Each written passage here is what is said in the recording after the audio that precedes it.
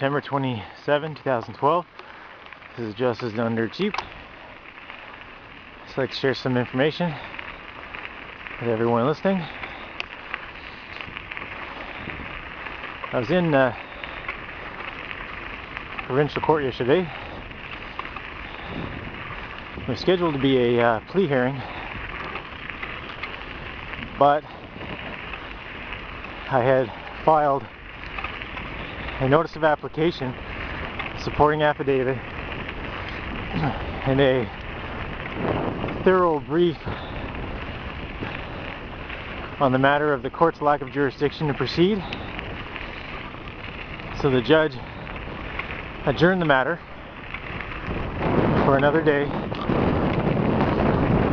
so she would have time to consider the material that was filed.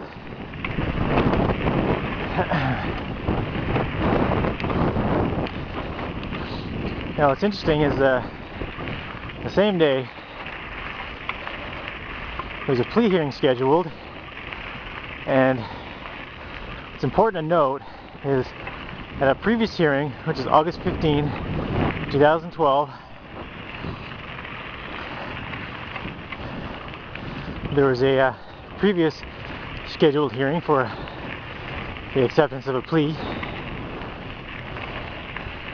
On that date, I demanded to know from the court if there was a notice of prosecution filed or not.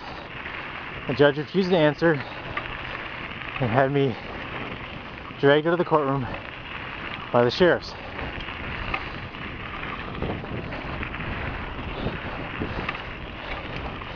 Before I was dragged out, the court ordered the city of Fredericton to provide disclosure to me.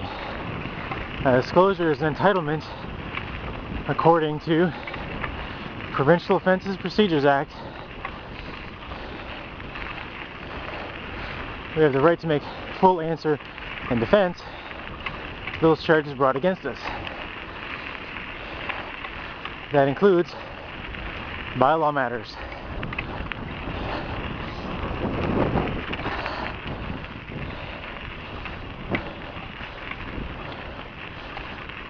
So at the hearing yesterday, the solicitor representing the city of Fredericton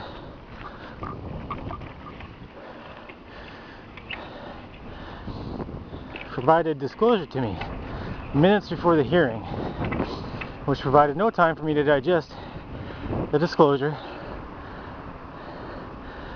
So if I did not file the application, the judge would have demanded that I enter a plea, guilty or not guilty, and if I refused, it's likely the court would have entered a plea in my absence.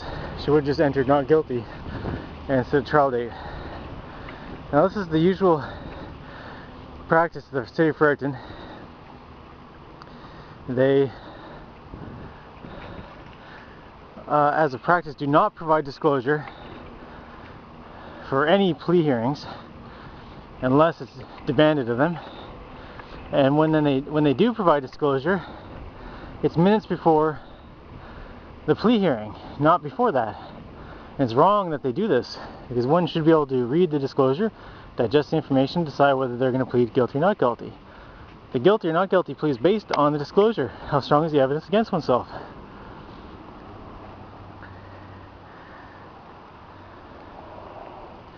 What's interesting is the solicitor representing the city of Fredericton offered for me to sign a undertaking to not disclose the disclosure publicly.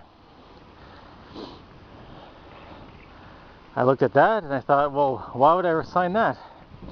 And I asked him, I said, am I obligated to sign this? He said, well, if you want the disclosure, you should sign it. I said, well, if I only getting the disclosure conditional to my signing of this document, I need to read the document over first and decide whether I'm going to sign it or not. So give me a copy of the document you want me to sign, keep the disclosure for now, and I'll decide at a later date, when I'm not under pressure, whether to sign this or not. So he gave me a copy of the undertaking, And I said, well, I need to know specifically right now, am I obligated to sign this before I'm granted disclosure. He thought about it and said, no, this is an option. You can sign this, but you don't have to get disclosure. I said, well, how about just give me the disclosure? And he said, okay, I don't see a reason not to.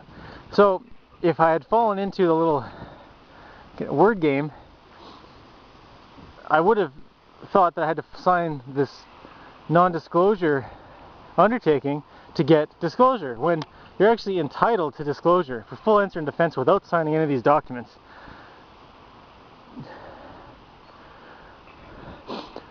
So